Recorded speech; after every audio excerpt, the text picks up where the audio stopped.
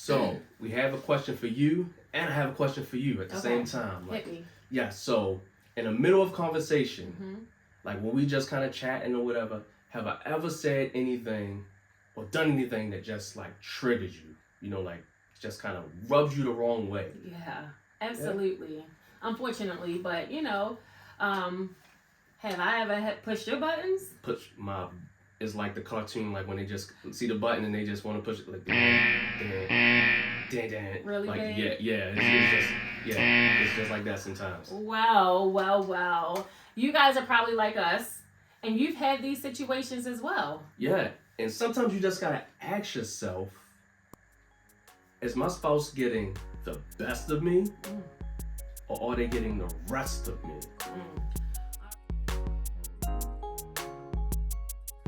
All right, guys, welcome back. I am Gleesy. And I'm Al. And here at Forever I Do, y'all, we teach you how to brag. And what's that? Build relationships. According to God. Yes, so, I push your buttons. Yes. That's how it kind of rings just like that. Too. Wow.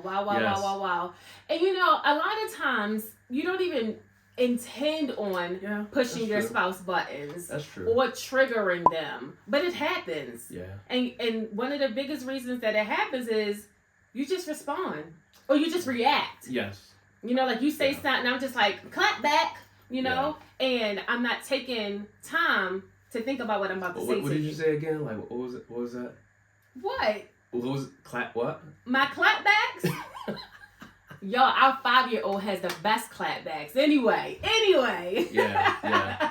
But I mean, like, you've probably answered yes to some of those questions too, because it's just a reality. Like sometimes you just been around a person sometimes so long that you unintentionally, or sometimes intentionally trigger or push that button or whatever. And if you're intentionally doing it, that's probably a whole nother conversation. Yeah. But again, like sometimes in the heat of things, like we get triggered and we say, "Oh, they came at me. Yep. I'm going back at them. Yeah. I'm going to push their button back because I know they did that on purpose." And sometimes, again, it's just an immediate reaction when you just need to pause. Pause? Yes, sometimes you just need to pause. Okay. And if you answer this question yes, in the middle of conflict, in the middle of a battle, then this is what it needs to look like. And the question is, like, am I about to give my spouse the best of me or the rest of me? And what's the rest? The rest is those things you thought you were delivered from. That's you before you knew Christ. That's the old you. That's the you that used to be outside all the time. Like, it's the you before your marriage. It's the you before your spouse. It's the you before God. And it's the you that you thought you have grown past from. And it shows up sometimes. Yeah, so we have an acronym, PAUSE. Yes. So what does pause look like? What does it mean to pause? What does it mean to kind of take that stop in the middle of the conflict so that you're not going back and forth? Yeah. And the first thing is, like, you want to kind of pause from the reaction so that you can form a proper response. And what's the difference? The reaction is the thing that comes right off the top of your tongue. It's the clap back, as Gleesy just said. It's that thing that, like, when they say this, I got something for them. Yeah. It's that immediate reaction. Yeah. And that immediate reaction is not going to do anything but ratchet things up. It's going to keep taking things from one level to the next level to the next level. And I'm not talking about in a good way. Right. I'm talking about in a way that you just find yourself, like, in a grind now. Like, you find yourself in a battle in the heat of it. Yeah. And it's often, like, could be avoided if we just take that pause. Yeah. Because the response that we actually should be giving is one that should be guided by wisdom. Is one that should be guided by, again, just like God's word, and not should be just respectful. Yes. Shouldn't just talking out the side of your head. Yeah, all those things, all those vows that you made. That's what your response should be kind of build upon. Yeah. It should not be that immediate reaction that going to ratchet things up. Yeah, and I know one thing that I do, maybe not all the time when you and I are talking, but I know, like, because I feel like our kids trigger me a lot. So, like, one thing that I do is I'll just take, like, a couple cleansing breaths, before I actually react or respond to what they're saying. Or I'll just, like, close my eyes, count to 5, or I'll sing a little song in my head. But that's giving me the time to not just come back with whatever it is that I want to come back at them with. And, like, I think it's important that you understand or put something in place so that you don't have that immediate reaction. Because it's our natural thing to have a reaction. You say this, oh, what? And I come right back at you. That's our natural reaction. But we have to learn to put things in place so that we're, like you said, we're responding with wisdom and godliness and respect. Because if we just come back, nothing is going to get solved. Yeah. We just find ourselves going around and around. And I will say, like, when you take that pause, one of the first things you need to do is actually tell your spouse. Yeah. So please don't just sing in the song, because they might be thinking, like, uh-oh, like, what's going on here? Like, what's about to happen? You just start singing the song or whatever, or you start taking some breaths. Let them know, look, I'm going to pause right here. I'm going to get myself together. I'm going to take some breaths. Or, like, don't mind me if you hear me singing. I'm taking a pause right now. Mm-hmm. Let's come back to this at X time or whatever. Yeah. Because when you take that pause, you also want to actually, the P is, again, taking that pause, but the A is actually agreeing on a time that you're going to reconvene. Yeah. A time that you're going to come back together. Yeah. So again, let them know that you're taking that pause. Tell them how you feel, and let them know that, again, like, can we agree to come back to this at, and y'all kind of can bounce some times off each other. You got 5 minutes to get yourself together. and of course, you don't want to do that.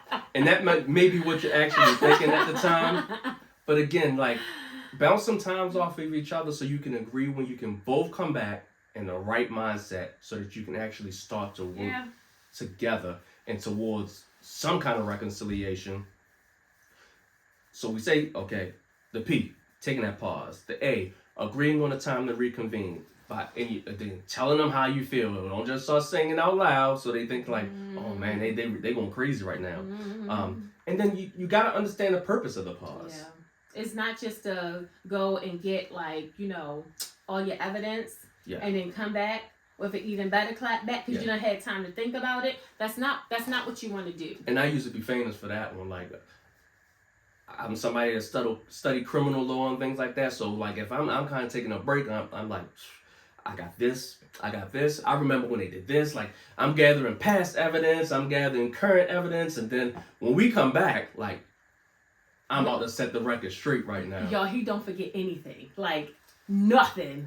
But you've come back from that. Yes. You've come back.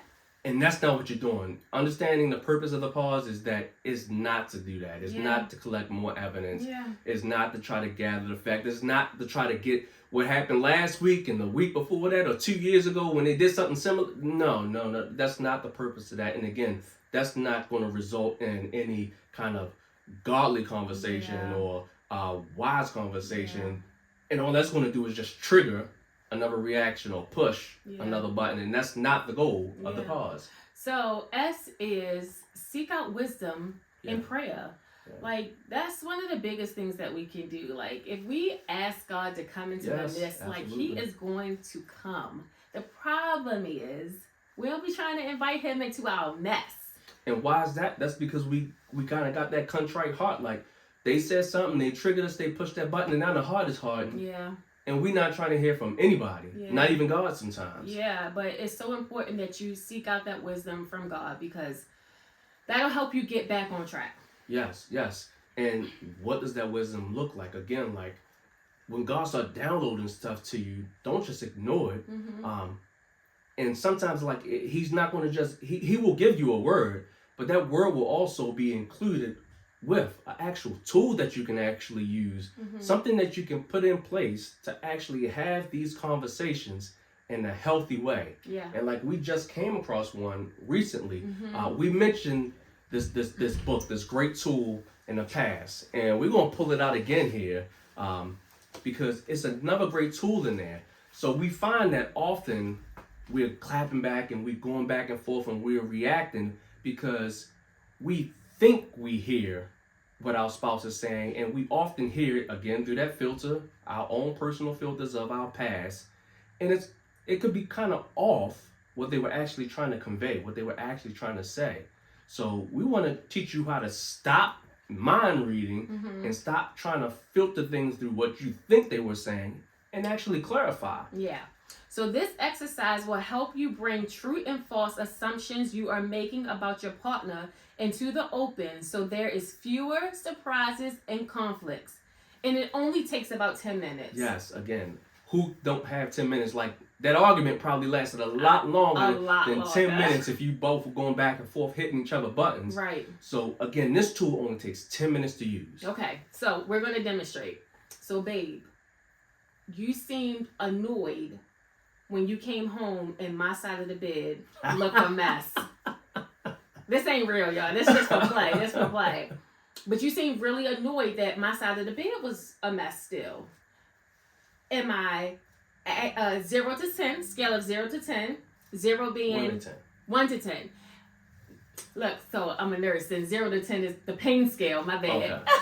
Okay. So 1 to 10. 1 is completely inaccurate. 10 is I'm right on point. Okay? Yes. So again, you want your spouse to give you a rating of whether or not they're on point with what they're saying, or what they think you were saying, or whether or not they completely off base, like, no, they're not tracking right. So it's a 1, you wasn't annoyed? No, it definitely wasn't a 1. So I would say it probably was like a 5 or a 6. That's probably, because I'm kind of used to it. So This not real life, it's not something that kind of will trigger me anymore. Typically, it's something that can be resolved from an easy conversation. So probably about a 5 or a 6. Okay. But I will say one of the things that, like, we often kind of we had to figure out and we had to actually rate would be when we are having those robust conversations, or like Lisa like to call it intense fellowship, is there are certain topics that I can be passionate about.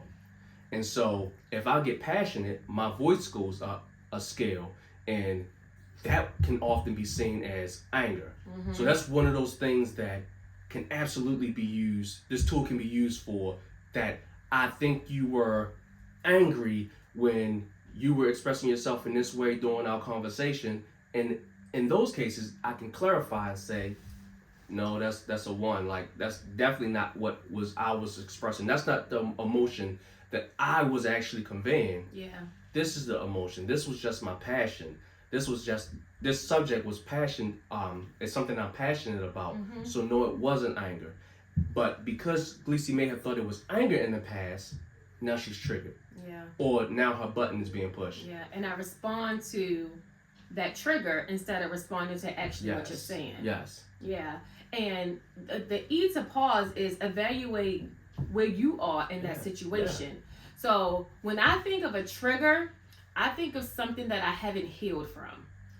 So like if you're pushing my buttons, it's a reason that pushes my buttons.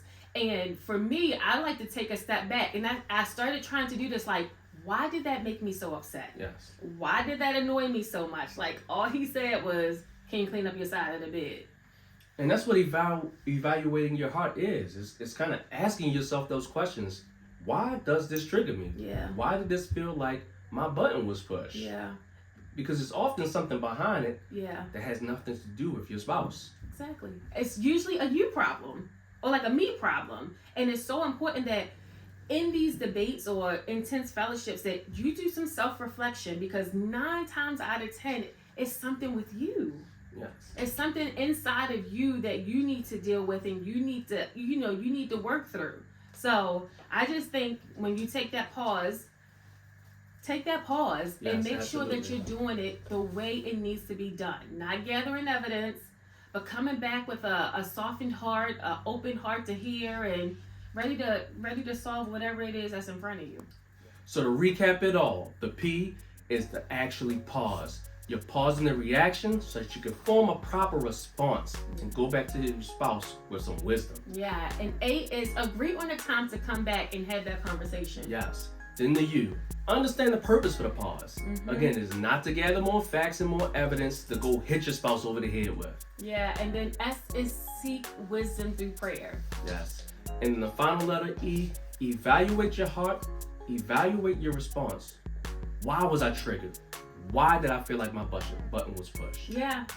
And then hopefully through that pause, you have learned to respond and not just react. Yes, absolutely. All right, guys. Thank you so much for joining us. If you haven't, y'all, hit the subscribe button, like this video, comment. Tell me something that push your buttons. Tell me something that that triggers you. All right? And we will see you guys in our next video. Hey, brag on it.